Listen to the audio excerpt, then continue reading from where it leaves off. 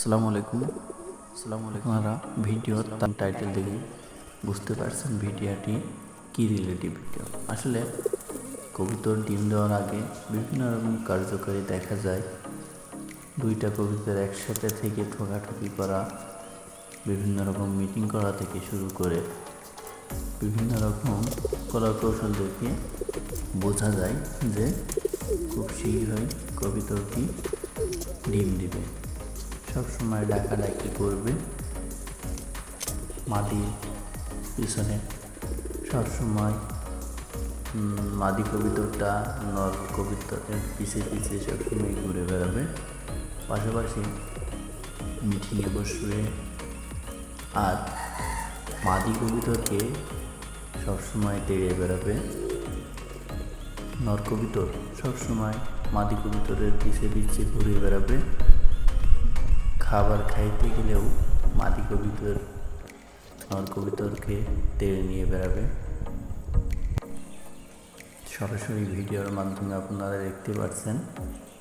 মোটামুটি এই কোয়ালিটিগুলো যদি দেখা যায় তাহলে আপনি নিঃসন্দেহে বুঝে নেবেন খুব শীঘ্রই কবুতরটি ডিম দিবে।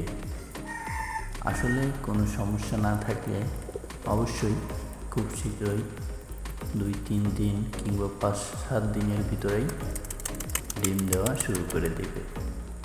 আসলে তার ভিতরে পড়ে নিয়মিত খাবার প্রদান করা, সঠিক পুষ্টিমান বজায় রাখা, পুষ্টিমূল্য জিনিস খাবার খাইতে দেওয়া।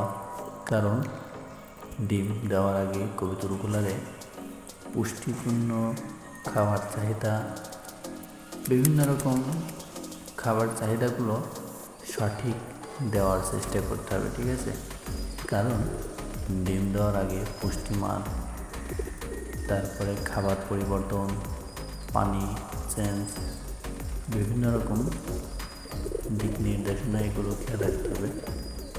আর একটা জিনিস দেখবেন যে মাদি কবুতর নর কবুতরের পিছে পিছে সবসময় ঘুরে বেড়াচ্ছে।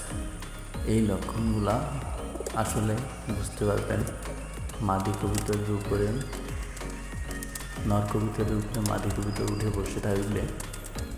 এই কোয়ালিটিগুলো দেখলে আপনি বুঝে নেবেন যে 3 থেকে 5 দিনের ভিতরে খুব শীঘ্রই কবুতরটি ডিম দিবে।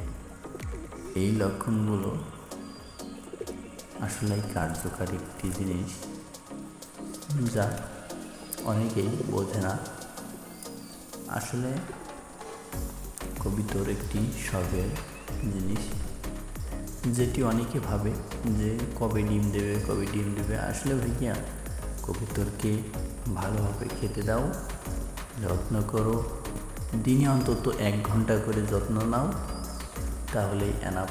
ইনশাল্লাহ দিন শেষে কবুতরগুলারে অনেকগুলো বাচ্চা দিয়ে ডিম দিয়ে প্রকৃত করবে। পাশাপাশি কবুতরগুলার খাবারের মেনু যত্ন সহকারে সেগুলো দেখাশোনার দায়িত্ব নিতে হবে। আসসালামু আলাইকুম। আমাদের পাশে থাকার জন্য অনেক ধন্যবাদ। পরবর্তী ভিডিও পেতে আমাদের চ্যানেলটি সাবস্ক্রাইব করে রাখুন। ইনশাআল্লাহ সকলকে ধন্যবাদ।